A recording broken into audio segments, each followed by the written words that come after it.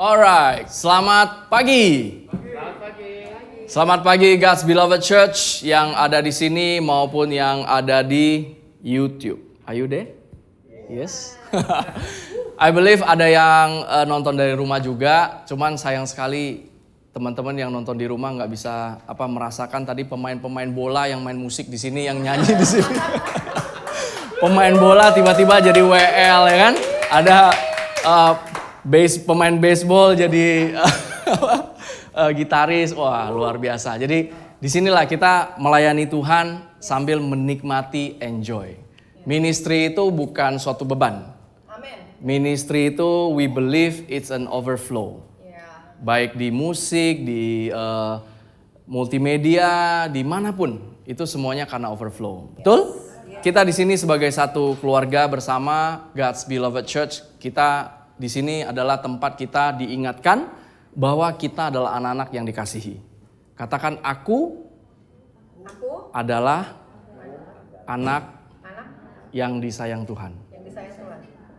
Aku adalah anak yang disayang Tuhan. Mau berapapun umur ibu bapak, masih yang kecil sampai yang sudah berumur, yang nonton umur 70, 80, 90, 100, 120, tetap bapak, ibu, bro, sis semua adalah anak kesayangan bapak. Oke, jadi kita kalau sekarang ke mall itu udah banyak ini ya. Dari awal bulan kemarin, dari akhir November kemarin, wah lagu-lagu Christmas. Walaupun ada lagu-lagu Christmas yang tidak ada Christ-nya, ya kan? Kayak lagu Last Christmas I Give You My Heart, itu kan nggak ada Christ-nya. Tapi banyak album Christmas pasti ada lagu itu. Karena melodinya enak, whatever lah, yang penting jualannya laris ya kan. Terus ada lagu lagi yang si Rainy suka nyanyiin. Na na na na na na na na na na na na na na na na na na na My Snowman and Me. Itu juga ada Christmasnya bla bla bla, tapi nggak ada hubungannya sama Christ ya kan? But kita di sini kita tahu bahwa Christmas is all about Jesus. Christmas, Christ is the reason for this season, amen? Jadi karena Kristus lah kita bisa merayakan Christmas. Karena Kristus lah kita bisa merayakan Christmas. Oke? Dan hari ini saya mau sharing firman yang saya sendiri waktu baca, wow, luar biasa ya. Hari ini berhubungan sama tanduk, teman-teman. Katakan tanduk. Gitu kan. Ya, jadi tapi nggak ada hubungan sama buffalo wings atau apa ya, nggak ada ya. Buat lunch nanti kalau mau makan chicken wings atau apa, nggak ada hubungannya sama itu. Jadi ada hubungannya sama tanduk. Kita sama-sama lihat dari firman Tuhan hari ini, and I pray kita semua akan semakin dikuatkan. Kita yang sekarang dalam kondisi pandemi ini mengalami ketakutan, mengalami kekhawatiran, baik masalah kesehatan, keuangan, family, apapun itu. Yesus sangat-sangat peduli sama saudara semua dan saya. Dia sangat peduli sama kita. Dan coba bayangkan ya, kalau sebuah film, kita semua ada di dalam sebuah film, dan kita semuanya memerlukan seorang juru selamat. And then ada yang mengirimkan seorang juru selamat, dan karena sang juru selamat ini kita diselamatkan. Oke, coba bayangkan ya. Nah, karena kita diselamatkan, maka kita tidak perlu mengalami pergi ke neraka lagi, tapi end resultnya kita adalah kita akan pergi ke surga. Oke, skenario filmnya seperti itu. Nah, tapi itu bukan film Bapak Ibu. Itu bukan film saudara-saudara, itu sudah menjadi kenyataan kita. Kalau Avenger kan kita sering nonton ya, kalau Avenger terus belakangan Spider-Man ya, Pastor ya. Spider-Man lagi main ya. Jangan spoiler. Saya belum nonton juga. Nah, jadi kalau film-film itu kan kita melihat, wah nanti ada masalah, musuh ini siapa datang, and then ada superhero-nya datang, and then aneh ya, padahal cuma film ya, itu memberikan kita ketenangan. Yes. Kita nonton film, ceritanya nggak real, itu cuma dibuat-buat, tapi waktu kita nonton kita mendapatkan ketenangan. Wah, untung ada si Spider-Man, untung ada si Avenger, untung ada Captain America, untung ada Doctor Strange, untung ada siapa di situ. Padahal itu nggak real. Tapi kita berada di satu realm, suatu alam yang it's real. Tuhan Yesus datang menyelamatkan kita itu jauh lebih real daripada problem-problem yang kita hadapin. Oke? Nah, jadi kita setiap minggu di sini kita diingatkan apa sih? Minggu lalu Pastor Yudi mengingatkan joy. Saya setuju sekali, bukan cuma joy, tapi great joy. Sukacita yang amat luar biasa. Tuhan Yesus datang untuk kita. Amin. Kita lihat sama-sama, kita lihat sebuah ayat yang mungkin kita semua dari kecil sudah tahu. Kalau saya nggak tahu, karena saya terima Tuhan Yesus baru tahun 2006. Jadi ayat ini sekarang yang Rainy harusnya sih sudah hafal, yang bahasa Inggrisnya. Jadi kalau misalnya kita mau mengajarkan anak kita mengenai kasihnya Tuhan, kebaikan Tuhan, kasih karunia Tuhan, mintalah mereka baca ayat ini. It's so powerful. Dan saya lihat mungkin kita sering karena sudah tahu, jadi lewat gitu aja. Padahal it's so powerful. Yohanes 3:16 dikatakan, karena begitu besar kasih Allah akan dunia ini, sehingga ia telah mengaruniakan anaknya yang tunggal, supaya setiap orang yang percaya kepadanya tidak binasa, melainkan beroleh hidup yang kekal. Ini adalah suatu ayat yang so powerful dan ini diucapkan oleh Tuhan Yesus sendiri. Jadi bisa bayangkan gak Tuhan ngomong, dia boasting about God's love itu, dia conscious mengenai kebaikan Tuhan, kasihnya Tuhan itu adalah konsistensinya Tuhan Yesus. Dia selalu consciousnya tuh sama kasihnya Allah. Oke? Dari situ kita bisa belajar. Nah saya coba bermain kata-kata ya. Bisa dibayangkan gak kalau firman Tuhannya isinya begini. Karena begitu besar kasih dunia ini akan Allah, maka ia akan mengaruniakan anaknya yang tunggal. Praise God, gak seperti itu. Tuhan gak demand kita mengasihi dia dulu, baru dia mengaruniakan anaknya. Bisa loh Tuhan demand seperti itu, tapi dia gak demand seperti itu. Puji Tuhan, ini suatu kabar baik buat kita. Terus situ dikatakan supaya apa? Supaya setiap orang yang percaya kepadanya tidak binasa. Tuhan gak mau kita binasa, melainkan beroleh hidup yang kekal, Zoe life yang kekal. That's why Christmas ini kita merayakan kedatangan Tuhan Yesus, kelahiran Tuhan Yesus di dunia ini yang untuk memberikan kita hidup yang kekal. Dia adalah satu-satunya bayi di dunia ini yang datang untuk mati. Di antara kita gak ada loh yang datang untuk mati.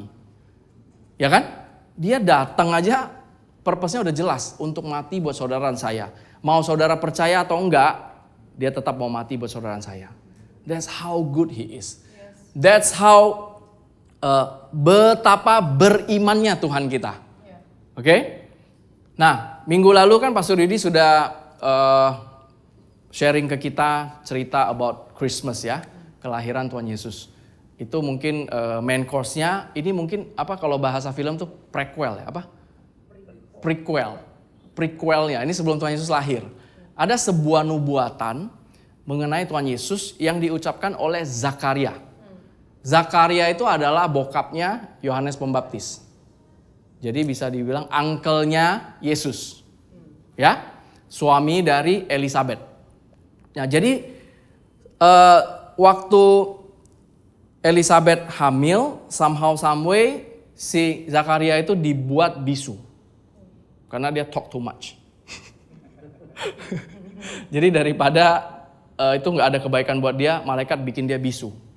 Sampai anaknya lahir, dia tuliskan namanya John, Yohanes. Begitu dia tuliskan namanya Yohanes, mulutnya langsung bisa kebuka, dia langsung bisa bicara.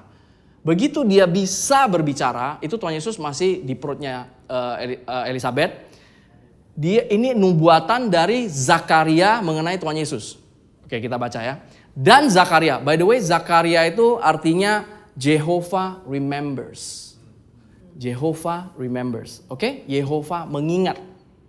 Mengingat apa? Kita lihat. Dan Zakaria ayahnya penuh dengan Roh Kudus. Ayahnya Yohanes Pembaptis penuh dengan Roh Kudus lalu bernubuat.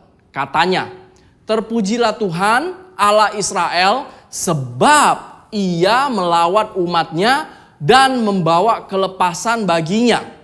Jadi Tuhan di sini Zakaria mengatakan Tuhan melawat umatnya dan membawa kelepasan baginya, bukan memberikan beban kepada umatnya. Oke? Waktu itu umatnya itu sedang berada di dalam bangsa Romawi yang sangat-sangat kejam dan mereka sangat menderita. Ya. Kemudian ayat 69, ia menumbuhkan sebuah tanduk keselamatan. Katakan tanduk keselamatan. Bagi kita di dalam keturunan Daud hambanya itu. Nah, nanti kita akan lihat tanduk keselamatan ini apa. Lebih tepatnya tanduk keselamatan ini siapa. Oke? Nah, lanjut. Seperti yang telah difirmankannya sejak purbakala oleh mulut nabi-nabinya yang kudus. Sekali lagi dikatakan untuk melepaskan, bukan untuk menindas kita. Tuhan Yesus datang untuk memberikan kita hidup yang berkelimpahan. Datang untuk melepaskan kita, saudara dan saya, dari musuh-musuh kita. Melepaskan kita dari ketakutan, kekhawatiran, sakit penyakit, penindasan, kemiskinan, penderitaan. Tuhan datang untuk itu. Oke? Itulah purpose-nya Tuhan Yesus datang. Bukan untuk memberikan kita beban-beban yang berkelimpahan. Oke? Terus dari tangan semua orang yang membenci kita, musuh-musuh kita. Kemudian untuk menunjukkan rahmatnya, Tuhan Yesus datang, tanduk keselamatan ini datang untuk menunjukkan rahmatnya. To show us His mercy. Yang kita tidak layak tapi dilayakkan. Terus yang kepada nenek moyang kita dan mengingat. Tuhan itu gak pernah lupa akan janjinya. Until now Tuhan gak pernah melupakan janjinya. Oke? Kita bisa lupa. Kita sering janji sama Tuhan. Dan kita sering lupa. Tapi puji Tuhan, gak bergantung sama betapa hebat kita menepati janji kita, tapi bergantung sama Tuhan yang hebat yang menepati janjinya. Amin. Dan mengingat akan perjanjiannya yang kudus. Tadi nama Zakaria itu Jehovah remembers. Yahweh, Yehova mengingat. Di sini diingatkan lagi, ditekankan lagi bahwa Allah itu mengingat akan perjanjiannya yang kudus. Perjanjiannya yang kudus yaitu sumpah. Tuhan tuh gak perlu sumpah loh Bapak Ibu, teman-teman, saudara-saudara semua, brosis. Tapi dia come to levelnya kita pakai bahasa sumpah. Oke? Yang diucapkannya kepada Abraham, bapa leluhur kita, bahwa ia mengaruniai kita. Jadi kita diberkati karena covenant-nya Tuhan dengan Abraham yang sebenarnya bukan sama Abraham, tapi Abraham waktu itu diwakili sama Yesus. Oke? Yang tidak akan pernah fail. Kalau kita bergantung sama Abraham, Sami Mawon dari kapan-kapan juga Gatot. Tapi karena Abraham waktu itu digantikan sama Tuhan Yesus yang mengikat perjanjian itu. Jadi perjanjian itu adalah perjanjian yang tidak mungkin gagal. Dan kita adalah penerima manfaat itu. Oke? Bahwa Bapa leluhur kita, bahwa ia mengaruniai kita. Kemudian lanjut lagi, supaya kita terlepas dari tangan musuh. Sekali lagi, ini dia tahu kita akan berada di dalam attack. Akan ada musuh-musuh yang attack kita. Makanya Tuhan Yesus tuh datang untuk melepaskan kita dari tangan musuh kita. Dapat beribadah kepadanya tanpa takut. Tanpa ketakutan. Aduh, Tuhan hukum saya enggak ya? Tuhan marah enggak ya sama saya ya? Saya udah fail, saya udah gagal, saya udah begini, saya udah begitu. Tuhan enggak mau itu semua. Karena apa? Karena identitas kita adalah di dalam Kristus. Jangan melihat diri kita sendiri lagi. Jadi dengan begitu kita bisa datang ke Tuhan tanpa takut. Nah, nanti kita bisa melihat takut dan tanduk. Hubungannya apa? Oke? Dalam kekudusan dan kebenaran di hadapannya seumur hidup kita. Kita dibuat kudus, kita dibuat benar seumur hidup kita. Jadi inilah nubuatnya dari Zakaria mengenai Tuhan Yesus yang akan lahir. Nah, minggu lalu Pastor Yudi kan sudah ceritakan kabar baik itu diberitakan kepada orang-orang yang gembala, orang-orang biasa seperti saudara dan saya. Nah, jadi kita lihat dia dinubuatin di sini, di situ berbicara mengenai tanduk keselamatan. Tanduk keselamatan. Jadi apa hubungannya tanduk sama, tadi saya bilang ada hubungannya nggak tanduk sama ketakutan? Ada hubungannya tanduk sama keselamatan. Nah, kita lihat next. Nah, pertama kali tanduk dimention pertama kali tanduk disebutkan di dalam Alkitab adalah di Kejadian 22 ayat 13. Jadi waktu itu Abraham naik ke Gunung Moria mau mempersembahkan Ishak. Oke. Tapi somehow, some way, waktu Abraham mau mempersembahkan Ishak, Tuhan manggil Abraham. Abraham. Nggak jadi. Terus waktu Abraham menoleh dan melihat seekor domba jantan di belakangnya yang tanduknya tersangkut dalam belukar. Abraham mengambil domba itu lalu mengorbankannya sebagai korban bakaran pengganti anaknya. Jadi ini adalah suatu gambaran, domba jantan ini adalah Tuhan Yesus yang menggantikan kita semua. Oke? Kalau di gambaran ini, domba jantan ini akhirnya yang dikorbankan menggantikan Ishak. Tapi esensinya yang bisa kita dapatkan adalah Tuhan Yesus yang dengan sengaja penuh dengan kerelaan menandukkan tanduknya ke semak belukar. Dia yang memilih Golgota dengan penuh kerelaan dia menyelesaikan semuanya dengan sempurna buat saudara dan saya.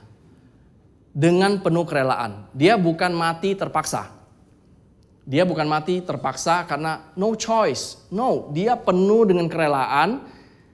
Jadi bayangkan seekor domba jantan yang sengaja menandukkan tanduknya ke semak belukar. Yang ada biasanya kan menghindar dari semak belukar, jangan sampai tersangkut. Jadi di sini kita bisa lihat bahwa tanduk ini berbicara mengenai karyanya Tuhan Yesus. Yang dengan penuh kerelaan buat saudara dan saya, menggantikan saudara dan saya. Sehingga kita bisa menjadi orang-orang yang menerima benefitnya. Nah ini adalah first mentionnya. So setiap kali kalau kita ingat tanduk atau mungkin ada yang hobi hunting atau suka koleksi tanduk atau apa, ingatlah tanduk yang menyelamatkan saudara dan saya. Oke? Tanduk itu juga lambang kekuatan, power. Jadi yang menyelamatkan kita itu bukan Allah yang cemen atau lemah. Dia adalah seorang Allah yang begitu powerful, tapi mengosongkan dirinya untuk saudara dan saya. Oke? Dia bukan seorang Allah yang lemah, yang gak bisa berbuat apa-apa. Oh, dia yang menciptakan langit dan bumi dan segala isinya. Kalau kita biar lebih gampang bayangkan, Avenger punya superhero semua dikumpulin, dikalikan 1 juta kali lipat, itu gak ada seupil-upilnya sama Tuhan kita. Mungkin biar bisa gampang bayanginnya ya. Tapi sehebat itulah Tuhan kita. Tapi yang lebih hebatnya lagi, untuk menyelamatkan saudara dan saya, dia mengosongkan itu semua. Wah, supaya kita bisa terima itu semua Bapak Ibu. Keren ya? Nah terus kita lihat lagi next. Nah jadi Keluaran 27 ayat 1 dan 2. Haruslah engkau membuat, ini adalah instruksi dari Tuhan kepada Musa. Haruslah engkau membuat mezbah dari kayu penaga, 5 hasta panjangnya dan 5 hasta lebarnya. 5 ya, double grace ya. Sehingga mezbah itu 4 persegi tetapi 3 hasta tingginya. Nanti teman-teman nyari di Google aja gambarnya seperti apa. Terus haruslah engkau membuat tanduk-tanduknya pada keempat sudutnya. Jadi mezbah itu bentuk square, kemudian di cornernya itu ada tanduk-tanduk yang nongol gitu. Pada keempat sudutnya, tanduk-tanduknya itu haruslah seiras dengan mezbah itu dan haruslah engkau menyalutnya dengan tembaga. Jadi kalau kita lihat dari mezbahnya Tuhan, dari tabernakel, itu semua adalah bayangan mengenai Tuhan Yesus. Dan termasuk mezbah altar ini, tanduk-tanduk ini juga adalah gambarannya Tuhan Yesus yang berkorban buat saudara dan saya. Oke, fungsi dari mezbah ini apa? Ini untuk membakar semua korban-korban binatang di atas itu. Jadi diikat, kemudian bisa bayangkan nggak darahnya itu di mezbah itu seperti apa? Coba jalan-jalan ke pasar tempat jual ayam aja banyak darah ya. Ini dikalikan berlipat-lipat. Itu buat mempersembahkan korban binatang. Korban binatang. Nah, tanduk-tanduk ini ada 4 sudut. Ini adalah tipologi dari 4 cornernya dunia ini. bahwa karyanya Tuhan Yesus itu untuk menyelamatkan semuanya. Tapi tidak secara otomatis semuanya menjadi selamat. Ketika kita diberikan sebuah kado, kita perlu menerima juga.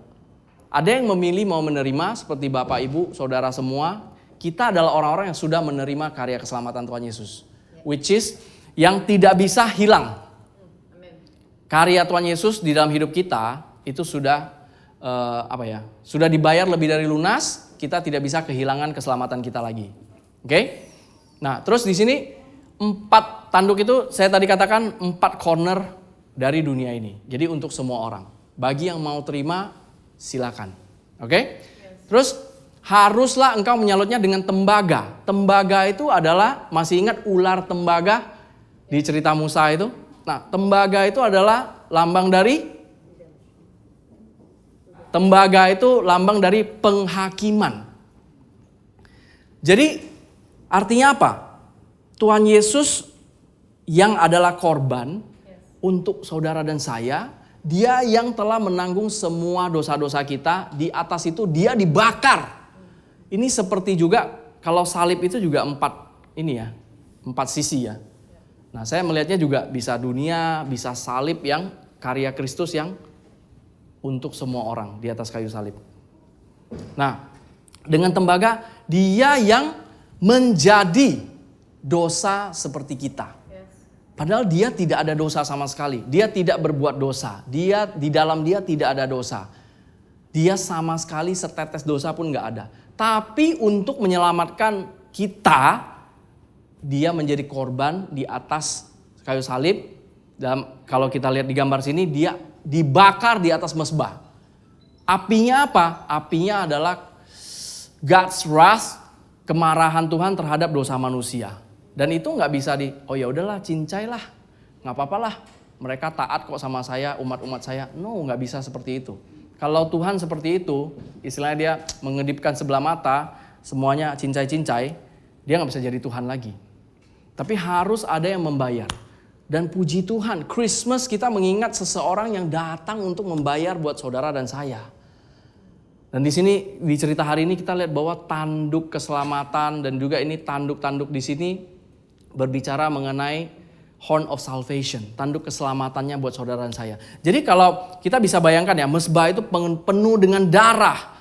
Semua umat bangsa Israel yang melihat itu nggak mungkin melihat sebuah mezbah yang kinclong.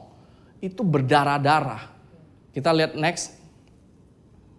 Haruslah kau sembeli lembu jantan itu di hadapan Tuhan, di depan pintu kemah pertemuan. Haruslah kau ambil sedikit dari darah lembu jantan itu dan kau bubuh dengan jarimu pada tanduk-tanduk mezbah. Jadi imamnya ambil lembu itu disembeli, darahnya berceceran kemana-mana, ditampung, diambil darahnya, di-apply di 4 corner itu.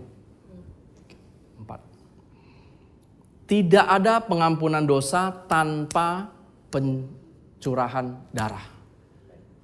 Jadi dosanya saudara dan saya bisa diampuni karena Tuhan Yesus yang sudah mencurahkan darahnya buat saudara dan saya. Oke? Dan di sini kita lihat tanduk-tanduk ini selalu dibubuhi dengan darah. Mereka selalu mengingat, tapi itu hanya bayangan Bapak Ibu. Itu hanya bayangan di perjanjian lama. Kita sudah tidak perlu lari cari-cari. Di mana ya mezbah ya?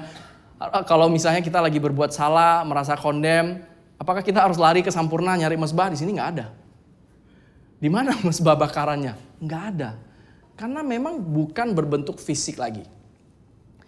Oke? Kalau zaman dulu, yes, ada orang yang berbuat salah, dia lari dan megang tanduk. Waktu saya baca, lucu banget ya, pernah main game, saya lupa nama gamenya apa. Jadi kalau misalnya kita kejar-kejaran, kalau kita megang satu tempat dia nggak boleh nyentuh kita. Kayak benteng atau apa ya? Benteng ya? Kayak permainan benteng, ini kok di dalam Alkitab ada cerita kayak benteng. Dia mau dibunuh, dia lari, dia megang tanduk, nggak jadi dibunuh. Nah, kita lihat. Jadi Adonia ini adalah abangnya Salomo. Nah, dia berasa dia yang paling berhak untuk menduduki posisinya Raja Daud. Raja Daud udah tua waktu itu. Jadi dia Daud belum mati, dia self-proclaim, memproklamirkan dirinya sendiri menjadi raja. Dan tidak mungkin dia bekerja sendiri. Pasti ada pengkhianat-pengkhianat yang belain dia. Betul? Dia tidak bekerja sendiri. Nah, singkat cerita akhirnya Daud tahu, and Daud mengangkat Salomo, mendeklar Salomo menjadi pengganti dia. Mateng gak tuh? Dia self-proclaim, and then raja yang benar memproklaim bahwa Salomo lah pengganti saya. Nah, waktu dia tahu, karena party besar-besaran, the whole city celebrate Salomo punya pengangkatan. Oke? Jadi waktu itu anak buahnya dia lapor. Ada apa itu? Kok rame banget? Karena tiup shofar, pokoknya heboh lah. Kayak film-film Lord of the Ring gitu ya. Coba dibayangkan ya. Nah, jadi di situ dia ketakutan, Adonia ini. Ketika dia tahu, oh my God, gagal deh plan gua. Jadi begitu dia ketakutan, nah ini, takutlah Adonia kepada Salomo. Terus apa yang dia lakukan? Sebab itu ia segera pergi memegang tanduk-tanduk mesbah. Dia emergency exitnya adalah dia megang tanduk-tanduk mesbah itu. Berarti dia somehow dia tahu ya, di situ ada powernya untuk postpone dia punya kematian. Untuk dia bisa terlepas dari kemarahannya Salomo. Somehow dia tahu. Maka dia langsung lari kayak main benteng, dia langsung pegang gitu. Ini dia megang tanduk-tanduk mesbah dan kita lihat hasilnya seperti apa. Lalu diberitahukanlah kepada Salomo. Anak buahnya Salomo lapor ke Salomo. Bos, ternyata Adonia takut kepada Raja Salomo. Dan spesifik dimension. Dan ia telah memegang tanduk-tanduk mesbah. Tapi dia bukan cuma pegang, dia ngomong. Biarlah Raja Salomo lebih dahulu bersumpah mengenai aku, bahwa ia takkan membunuh hambanya ini dengan pedang. Jadi dia pegang itu, and then dia memperkatakan apa yang dia ingin lihat.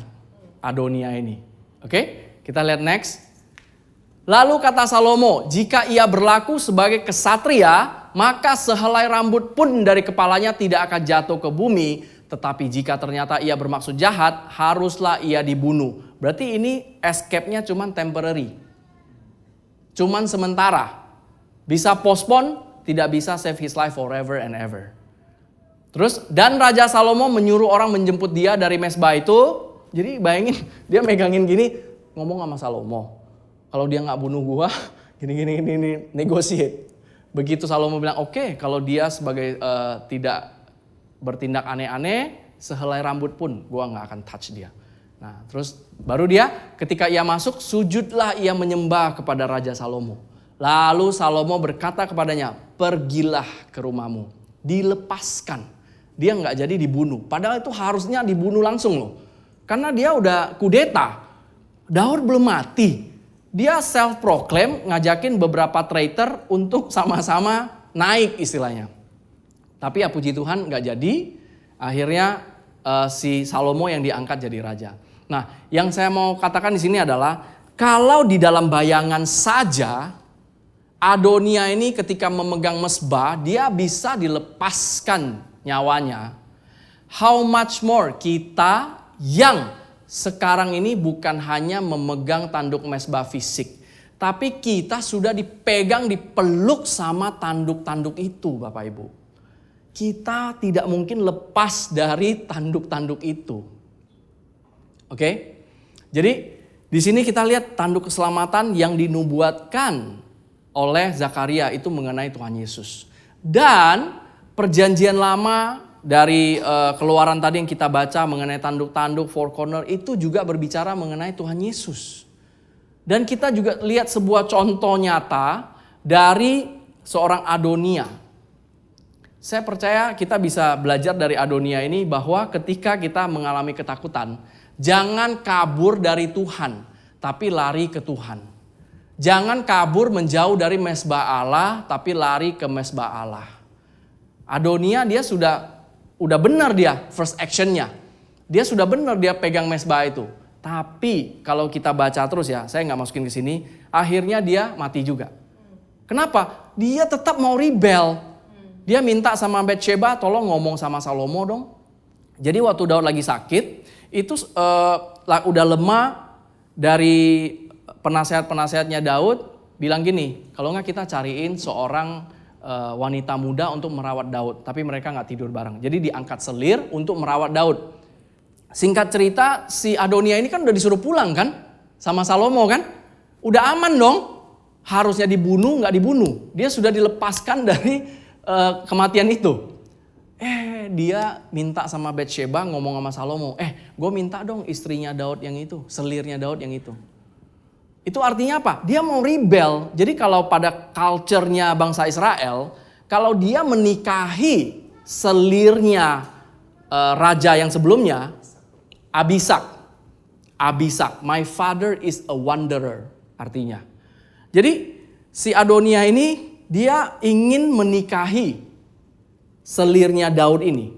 Itu artinya apa? Dia tetap ngotot mau jadi raja. Tetap mau rebel. Akhirnya dia mati di situ. Jadi kalau tanduk mesbah itu bisa menyelamatkan mereka pada zaman itu, how much more tanduk kita sekarang yang adalah Yesus Kristus menyelamatkan kita dari masalah kita sekarang. Masalah kita sekarang itu yang paling besar itu bukan finansial, kesehatan, marriage, bukan itu. Saudara-saudara, teman-teman brosis. Masalah terbesar manusia adalah dosa. Dan itu sudah selesai. Itu adalah good news buat kita. Karena ada seorang bayi yang datang untuk mati buat saudara dan saya. Ada ibaratnya seekor domba jantan yang sengaja menandukkan kepalanya ke semak belukar untuk bapak, ibu, saudara, dan saya, dan bro, dan sis. Jadi begitu baiklah Tuhan kita. Dan kita lihat hari ini dari tanduk aja kita bisa melihat kebaikan Tuhan. Nah, jadi itu aja yang mau saya sharingkan hari ini. Bahwa Yesus adalah tanduk keselamatan. Kita tidak perlu berusaha megangin dia. Tapi biarlah dia yang memegang saudara dan saya. Kalau misalnya di dunia bisnis atau dunia motivasi atau apa, kan kita suka disuruh coba bayangkan. Ya, coba bayangkan kamu bawa mobil ini. Coba bayangkan kamu tinggal di rumah ini. Itu kan belum tentu terjadi. Namanya visualisasi. Tapi kalau kita benar-benar tidak perlu visualisasi lagi loh Bapak Ibu. Tuhan Yesus tuh benar-benar udah datang.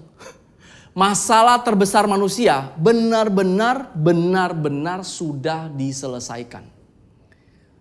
Cuman kita sering melihat masalah kita itu sangat besar karena kita menggunakan kacamata dunia kita. Kita melihat masalah terbesar kita kalau misalnya kita lagi dihimpit oleh masalah kesehatan, itu masalah terbesar kita. Ketika kita ada masalah finansial, itu masalah terbesar kita. Ketika kita suami istri lagi ada problem, itu masalah terbesar kita. Padahal saya mau ingatkan saudara dan saya sendiri bahwa masalah terbesar kita adalah kita tadinya adalah musuhnya Allah. Baca di Roma, kita tadinya adalah berseteru dengan Tuhan. Musuh, enemies of God. Itu adalah masalah terbesar kita. Tapi Tuhan Yesus tidak mau stay like that. Tuhan gak mau kita menjadi seteru dia. Dan caranya untuk memperdamaikan kita adalah dia harus mati buat kita. Dialah yang dibakar di atas mezbah itu. Dialah yang diikat di keempat ujung-ujung tanduk itu. Darah dialah yang tercurah buat Bapak Ibu. Kalau darah-darah binatang aja bisa menyelamatkan bangsa Israel, how much more darahnya Tuhan Yesus buat kita. Amin. Oke, kita akan sama-sama mengingat tubuh dan darahnya Tuhan Yesus. Thank you Lord. Thank you Lord. Kita akan menerima perjamuan kudus, kita akan mengingat the Lamb of God. Sang anak domba Allah telah datang, telah mati, telah mengorbankan dirinya, mencurahkan darahnya buat kita semua. Dan efeknya adalah untuk selama-lamanya. Jadi setiap kali kita menerima tubuh dan darah Kristus ini, bukan kita untuk mendapatkan itu kembali. Kita tidak pernah kehilangan keselamatan. Kita tidak pernah kehilangan berkat-berkat Tuhan itu. Ini adalah untuk mengingatkan bahwa kita sudah sembuh, kita sudah sehat, kita sudah diberkati, kita sudah ditebus, kita sudah kudus, kita sudah benar. Adalah untuk mengingatkan kita, bukan untuk mengingatkan Tuhan. Adalah untuk mengingatkan kita. Terlebih di masa pandemi seperti ini, saya encourage kita semua. Mungkin cara kita megang tanduk itu ya, kita merenungkan pengorbanan Tuhan Yesus. Meditate. Kita tidak perlu memvisualisasi sampai itu kejadian, karena itu sudah terjadi. Kita hanya perlu mengingat bahwa Tuhan Yesus benar-benar sudah mati untuk kita, bagaikan korban yang dibakar di mezbah itu. Bayangkan apinya, bayangkan penderitaannya dia buat saudara dan saya. Dengan cara seperti itulah kita memegang mezbah itu. Ketika kita dihadapkan dengan ketakutan apapun, finansial, kesehatan, marriage, family, apapun itu, mari kita sama-sama mengingat bahwa Tuhan Yesus sudah menyelesaikan masalah terbesar kita, yaitu dosa kita sudah selesai. Dosa saudara dan saya sudah selesai. Dan itu adalah masalah terbesar, itu pun sudah diselesaikan oleh Tuhan Yesus. Tidak ada lagi berkat yang lebih besar daripada keselamatan ini. Berkat yang terbesar aja sudah diberikan buat saudara semua dan saya. Dia tidak mungkin menahan berkat-berkat yang lain. Apapun yang kita butuhkan, lihat dia telah mencurahkan. Dia telah memberikan. Dia telah merelakan dirinya sendiri. Dia adalah satu-satunya bayi yang datang untuk mati buat kita. Praise God, praise God. Thank you Jesus. Terima kasih Tuhan Yesus yang baik. Terima kasih untuk pengorbananmu yang sempurna. Kaulah anak domba Allah yang sempurna, yang tidak ada cacat sama sekali. Kau datang untuk menyelamatkan kami ya Tuhan.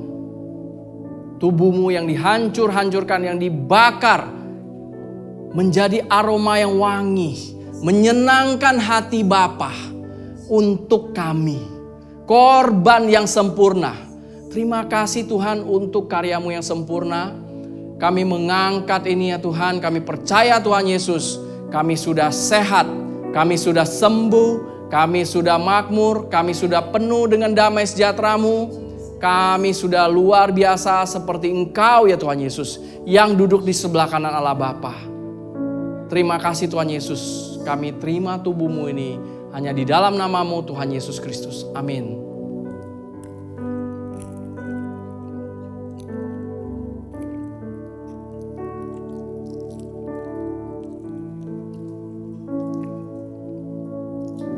Terima kasih Tuhan Yesus untuk tubuh-Mu. Tuhan, kami juga mengangkat cawan darah ini ya Tuhan. Darah Engkau sendiri yang tercurah buat kami. Bukan lagi darah binatang ya Tuhan. Tapi darah Engkau sendiri benar-benar sudah tercurah. Membayar kami lebih dari lunas. Menguduskan, membenarkan kami sekali untuk selama-lamanya. Kami bukan budak dosa lagi. Kami bukan budak ketakutan lagi. Kami sudah menjadi anak kesayangan Bapa untuk selama-lamanya. Kami adalah anak yang benar. Thank you Jesus. Terima kasih Tuhan Yesus. Kami terima darah-Mu ini hanya di dalam nama-Mu Tuhan Yesus Kristus. Amin.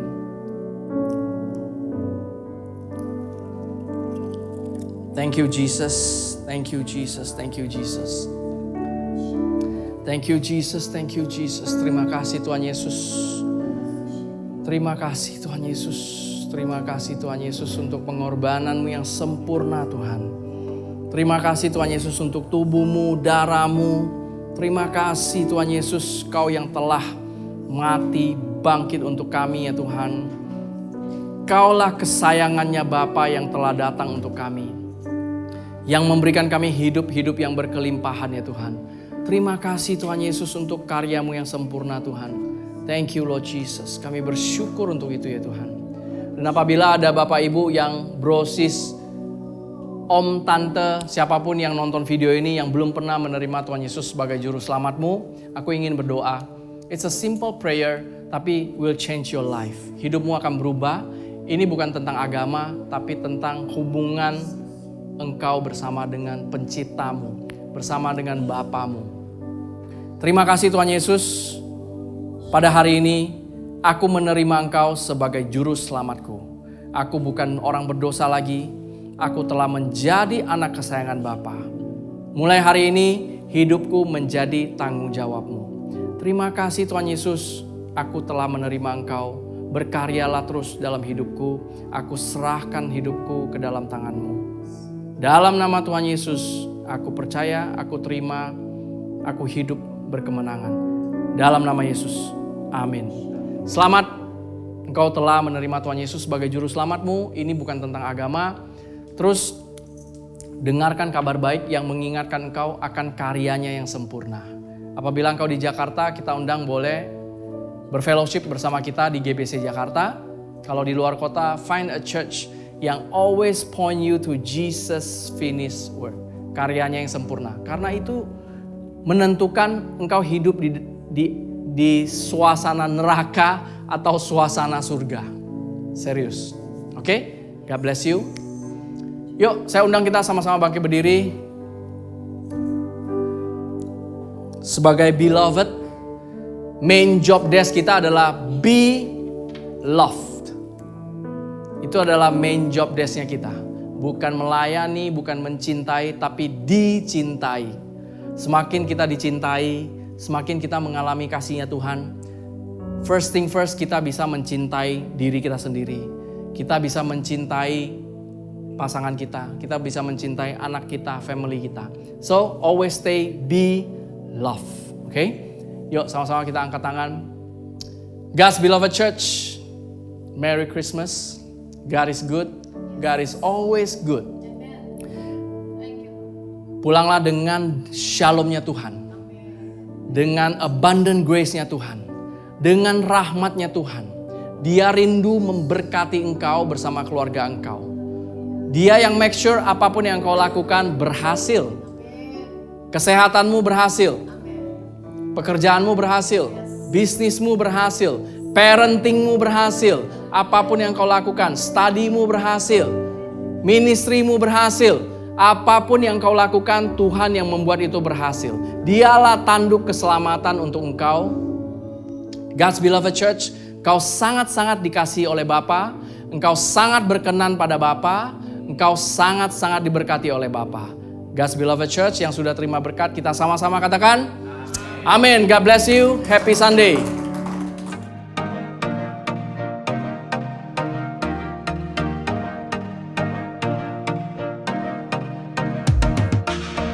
Terima kasih untuk saudara sekalian yang telah mengikuti ibadah GBC Jakarta bersama kami.